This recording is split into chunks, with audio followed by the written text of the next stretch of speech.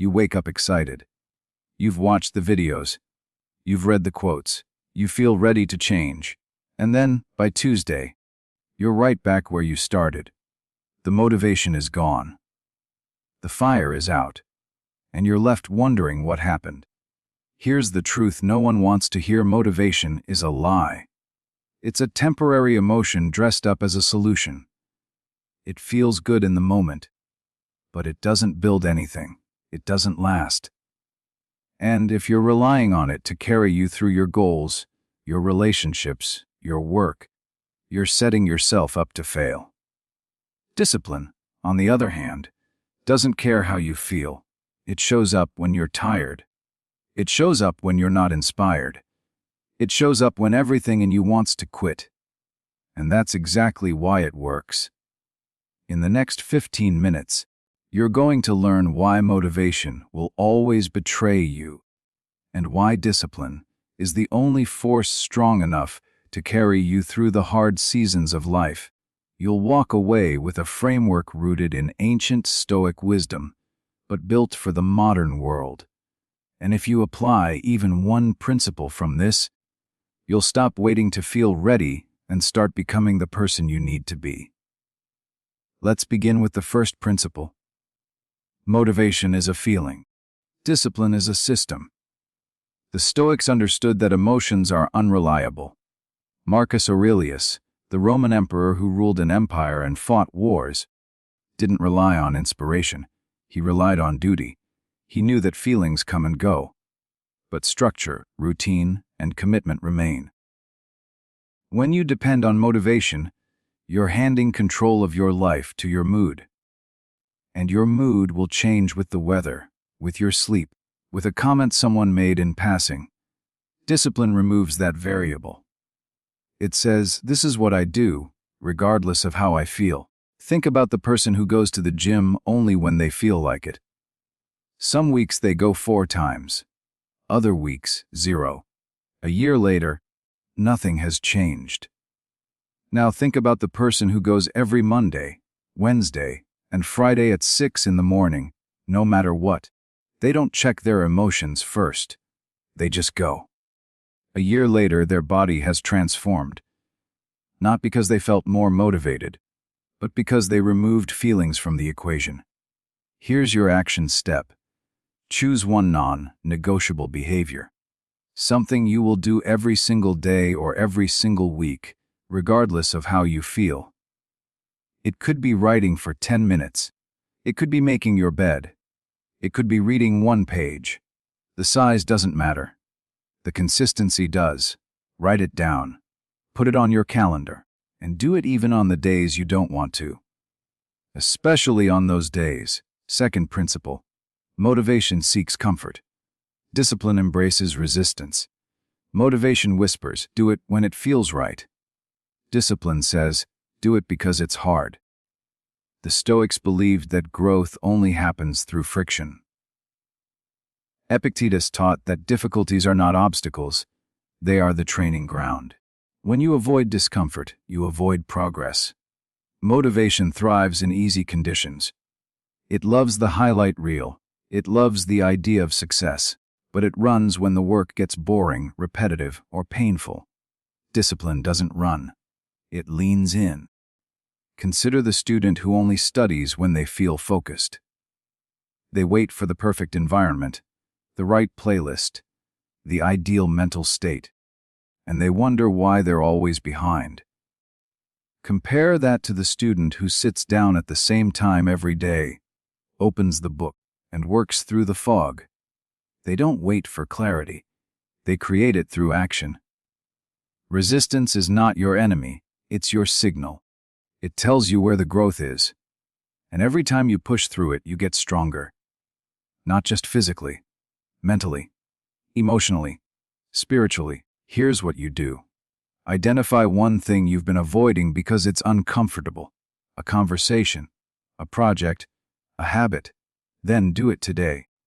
Not when you're ready. Not when it feels right. Today, let the discomfort be the teacher. Third principle. Motivation is loud. Discipline is quiet. Motivation announces itself. It makes promises. It posts on social media. It tells everyone about the new workout plan, the business idea, the big change. And then it fades. Discipline doesn't need an audience. It doesn't need validation. It does the work in silence and lets the results speak. The Stoics valued quiet strength. They didn't boast. They didn't perform. They lived according to their principles and let their character reveal itself over time. There's a reason why the loudest people at the start of a journey are often the first to quit. They were feeding off external energy, not internal conviction. Think about the person who announces every Monday that this is the week they're going to change everything. By Friday, they've forgotten. Now think about the person who says nothing, but 6 months later, their entire life looks different. No fanfare, just focus. When you stop talking about what you're going to do and start doing it, you reclaim your energy. You stop performing change and start living it. Action step. For the next 30 days, don't tell anyone about the new habit you're building. Don't post it. Don't explain it. Just do it. Let your transformation be the announcement. Fourth principle. Motivation waits for the right moment. Discipline creates the moment. How many times have you said, "I'll start on Monday"? Or, "I'll do it when things calm down"? Or, "When I feel more confident, I'll take action"? That's motivation talking. And it will keep you waiting forever. Discipline knows there is no perfect time. There is only now. The Stoics believed in the power of the present moment. Not tomorrow, not next week. Now. Because now is the only time you actually have control over. Seneca wrote about how we waste our lives waiting for life to begin. But life is already happening. And every moment you delay is a moment lost. Imagine someone who wants to write a book. They wait for inspiration. They wait for a clear schedule. They wait for the right software, the right desk, the right mood. Years pass. Nothing gets written.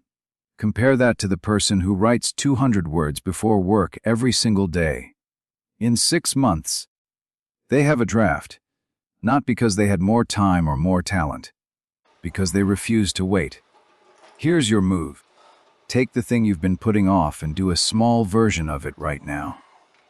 Not tomorrow. Not after you finish this video. As soon as you can. One step. Break the pattern of delay. Fifth principle. Motivation is external. Discipline is internal.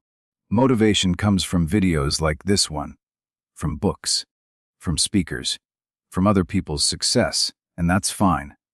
But if that's your only fuel, you'll run out the moment the content stops or the inspiration fades. Discipline comes from within. It's built on identity, values, and self-respect. It doesn't need applause. It doesn't need proof that it's working. It trusts the process because the process is aligned with who you are. The Stoics taught that your character is your compass.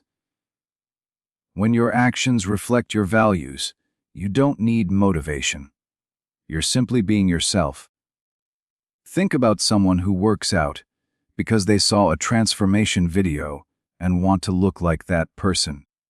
The moment progress slows or comparison creeps in, they quit. Now think about someone who works out because they value health, strength, and longevity. They're not chasing a feeling. They're honoring a commitment to themselves. That's unbreakable. Ask yourself, why do I actually want this? Not the surface reason, the deep one. When your why is rooted in your identity, discipline becomes natural. Here's the practice. Write down your core value in one sentence. Example, I am someone who follows through. Or, I am someone who respects my word. Put it somewhere you'll see it every day. Let it guide your decisions. Now let me tell you a story. There was a man who lost everything, his reputation, his wealth, his freedom. He was taken from a position of power and placed in chains.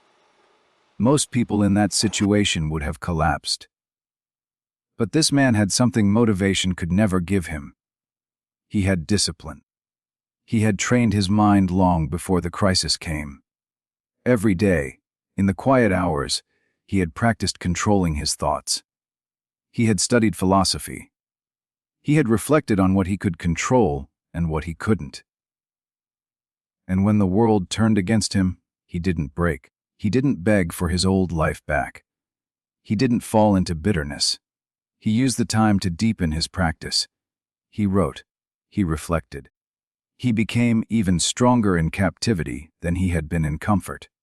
Because discipline doesn't need ideal conditions. It works anywhere, in a palace or a prison.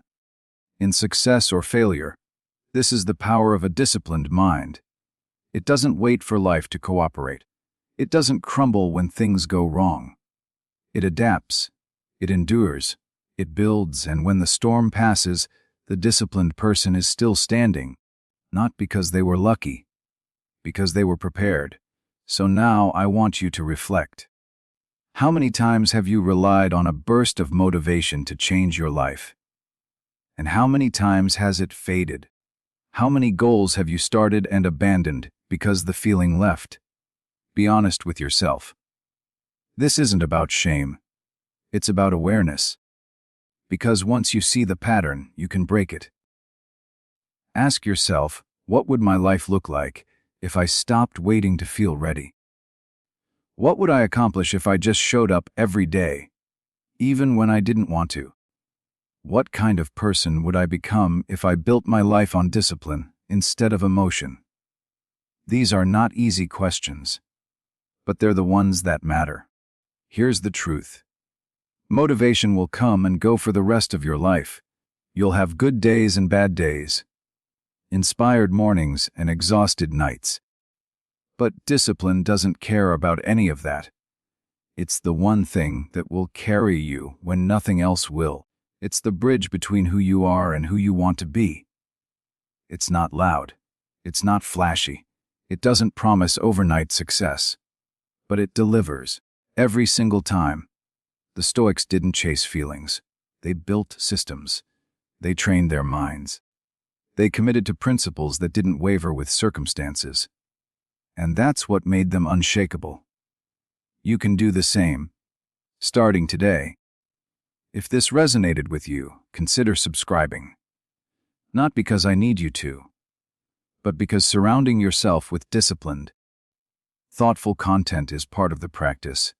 It's a small decision that reinforces the identity you're building. And after you finish this video, take 1 minute. Write down one insight that stood out, one principle you're going to apply. Don't let this be another piece of content you consume and forget. Let it be the moment you decided to stop waiting and start building. Discipline is quiet, but it's powerful, and it's yours if you choose it.